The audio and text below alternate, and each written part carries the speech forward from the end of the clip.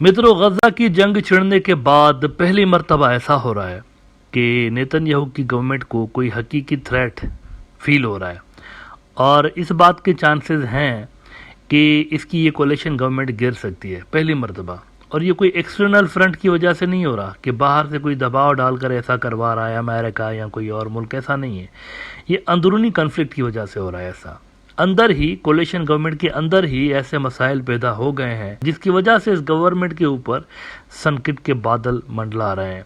पिछले दिनों जब वॉर कैबिनेट कोलैप्स हुई थी इसराइल की, तो उस वक्त मैंने आपको बताया था कि इससे कोई ख़ास फ़र्क नहीं पड़ता। इसराइल की गवर्नमेंट जो है उसकी सर्वाइवल के ऊपर कोई ख़ास इसका फ़र्क नहीं पड़ता, क्योंकि ये अरेंजमेंट उन्होंने खुद ही की हुई थी। 4-6 लोग ही थे वॉर कैबिनेट के अंदर, उनका कोई ख़ास ऐसे फ़र्क गवर्नमेंट के डिज़ोल्व होने के ऊपर नहीं पड़ रहा था। लेकिन अब जो डेवलपमेंट सामने आई हैं रिसेंटली पिछले 24-48 घंटों के अंदर, इससे जाहिर हो रहा है कि नेतन्याहू की सरकार को हकीकतन थ्रेट है। नेतन्याहू की कोलिशन गवर्नमेंट के पास 64 सीटें हैं। 120 सीटें होती हैं इसराइल की पार्लियामेंट में, जिसमें से 61 चाहिए होती हैं गवर्नमेंट बनाने के लिए। इसके बाद सिर्फ 3 एक्स्ट्रा हैं। 8-10 पार्टियां मिलकर भी इतनी सी मेजॉरिटी ले पाई हैं कि 64 सीटें उनके पास मौजूद हैं। अलबत्ता इन 64 सीटों में 11 सीटें एक ऐसी पार्टी के पास हैं जो कि ऑर्थोडॉक्स जो यहूदी हैं उनकी पार्टी है, उसको कहते हैं शास पार्टी। शास पार्टी रिप्रेजेंट करती है मिजराही हरीदी यहूदियों को, जिनको अंग्रेजी में ऑर्थोडॉक्स ज्यूज कहते हैं। ये बहुत ही कंजर्वेटिव होते हैं, इनके बारे में मैं कई प्रोग्राम यहाँ पर पहले भी कर चुका हूँ। तो इनकी अलग से पार्टी है, उनके जो राइट्स हैं उनको प्रोटेक्ट करने के लिए शास पार्टी को बनाया गया था 80s के अंदर कहीं।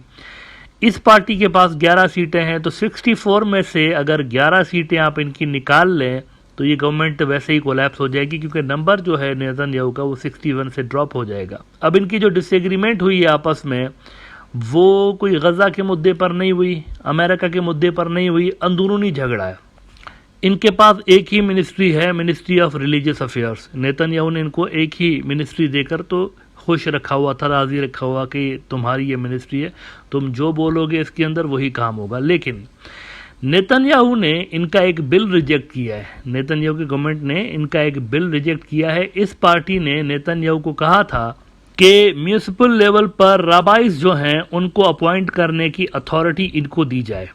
अच्छा, अभी तक ये जो अथॉरिटी थी राबाइज अपॉइंट करने की, ये लोकल म्यूनिसिपल अथॉरिटीज़ के पास रही, लेकिन उनसे ये अथॉरिटी छीन कर तो शास पार्टी वाले कह रहे थे कि हमारे पास आ जाए, ताकि हम मुख्तलिफ इसराइल की जो म्यूनसिपैलिटीज़ हैं वहाँ पर अपने रबाइज़ भर्ती कर सकें। रबाइज़ का आप याद रखिए इजरायली सोसाइटी में बड़ा कलीदी रोल होता है। शादी करनी हो, तलाक करवाने हो, या फिर वहाँ पे जायदाद की तकसीम के मसाइल हों, ज़िंदगी के हर शोबे में रबाइज़ से पूछ के ये लोग कोई काम नहीं करते। उनकी अक्सर सोसाइटी ऐसी है जो कि हर काम के लिए पहले रबाइज़ के पास जाते हैं। इवन जैसे मुसलमानों में हराम और हलाल का कोई कॉन्सेप्ट है ना, इनके पास भी ऐसा ही है। वो सर्टिफिकेट भी रबाइज़ देता है, गवर्नमेंट नहीं देती। तो रबाइज़ जो है वो बड़े एक इम्पॉर्टेंट पोस्ट पे रहते हैं, पॉलिटिकल पोस्ट भी यूँ समझिए कि उनके साथ जुड़ी हुई होती है। शास पार्टी वालों ने कहा था कि रबाइज़ अपॉइंट कराने की जो अथॉरिटी है हमें दे दें। नेतन्याहू ने कहा कि ठीक है मैं आपको देता हूँ। नेतन्याहू ने ओके भी कर लिया इनको शुरू में। लेकिन इतमर बिन गवेर जो है, एक और इत्तेहादी है नेतन्याहू का और बड़ा हार्डलाइनर है, नेशनल सिक्योरिटी का मिनिस्टर है, इसके अंडर में पुलिस भी आती है। इतमर बिन गवेर कॉम्पिटिटर है इनका शास पार्टी वालों का। ये दोनों आपस में बैठे हुए हैं कोलिशन के अंदर, लेकिन हैं कॉम्पिटिटर। तो इतमर बिन गवेर ने कहा कि ऐसा अगर आप करेंगे तो शास पार्टी की पावर बढ़ जाएगी, तो मैं किधर जाऊंगा। इतमर बिन गवेर ने मुखालफत कर दिया। वो भी निकलता है, अगर कोलिशन से शास पार्टी फर्ज करें रहती है, इतमर बिन गवेर निकलता है तो भी नेतन्याहू की गवर्नमेंट गिर जाएगी, क्योंकि नंबर पूरे नहीं होंगे।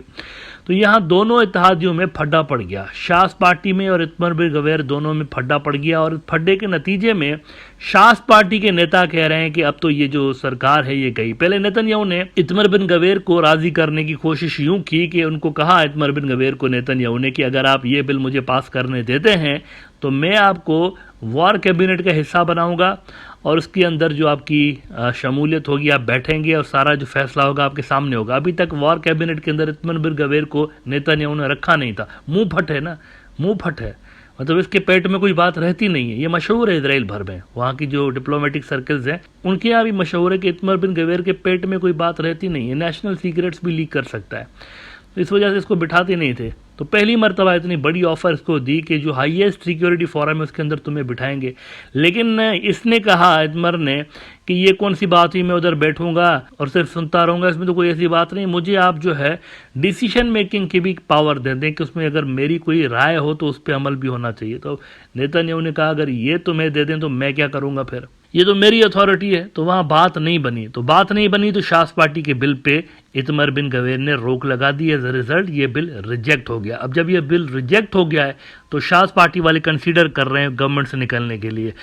मिडिल ईस्ट मॉनिटर ने रिपोर्ट किया है इन सारी डेवलपमेंट्स के ऊपर कि collapse of Netanyahu government is only a matter of time for right Shas party. और इसमें वो कहते हैं कि Shas officials launched a strong attack on नेतन्याहू's Likud party after the Israeli Knesset और parliament rejected the contentious rabbis bill project, it said. और इसमें आगे वो मजीद कहते हैं कि शास is pressing for the passage of the bill which transfers the authority to appoint municipal rabbis from local authorities to the ministry of religious affairs which is led by Shas minister Moshe Gafni. तो ये पहली मर्तबा ऐसा कोई serious threat Israeli जो सरकार है उसको फील हो रहा है और वहाँ पर डिमांड्स ग्रो हो रही हैं नई इलेक्शंस की वैसे ही। अच्छा, इजराइल के जो फौज का सरबराह है डैनियल हगारी, इसने कहा है कि हमास को हम ख़त्म नहीं कर सकते। बड़ा बयान उन्होंने दिया है कि हमास को ख़त्म नहीं कर सकते। इसकी वजह यह है कि हम बंदे तो जबरदस्त कर देंगे हमास वालों के, लेकिन हमास एक आइडिया है, एक सोच है, उस सोच को नहीं ख़त्म किया जा सकता। जब तक वो सोच मौजूद है हमास रहेगा वहाँ पर, हम उसको ख़त्म नहीं कर सकते। उन्होंने एडमिट किया असल में। यरूशलेम पोस्ट कहता है कि IDF spokes person Hagari, Hamas is an idea, you can't destroy an idea. It is not possible to rescue all the hostages in military operations. ये भी साथ में उन्होंने कन्फेस कर दिया है कि कितनी भी फोर्स हम यूज़ कर लें हम इन हॉस्टेजेस को छुड़ा नहीं सकते। अमेरिका के जो इंटेलिजेंस सोर्सेज हैं उनके हवाले से मीडिया में बड़ा बयान सामने आ रहा है कि सिर्फ हो सकता है कि 50 जो हॉस्टेजेस हों वो बाकी हों और रिमेनिंग जो है वो हो सकता है कि वो मारे गए हों अब तक। वैसे भी हमास वालों ने कई मरतबा कहा हुआ है कि ये जो बॉम्बिंग नेतन्याहू करवा रहा है, इस बॉम्बिंग के नतीजे में हमारे बंदे तो शहीद हो ही रहे हैं, लेकिन साथ में इजरायली जो हॉस्टेजेस हैं उनके लिए भी थ्रेट यहाँ पर पैदा कर रही है ये वाली बॉम्बिंग। लेकिन उसके बावजूद भी इजराइल की अंधाधुंध बॉम्बिंग जारी रही है और मुख्तलिफ जो मीडिया आउटलेट्स हैं उन्होंने ये भी रिपोर्ट किया हुआ है कि खुद इजरायली बॉम्बिंग के अंदर ही बहुत सारे जो इजरायली हॉस्टेजेस हैं वो मारे गए हैं।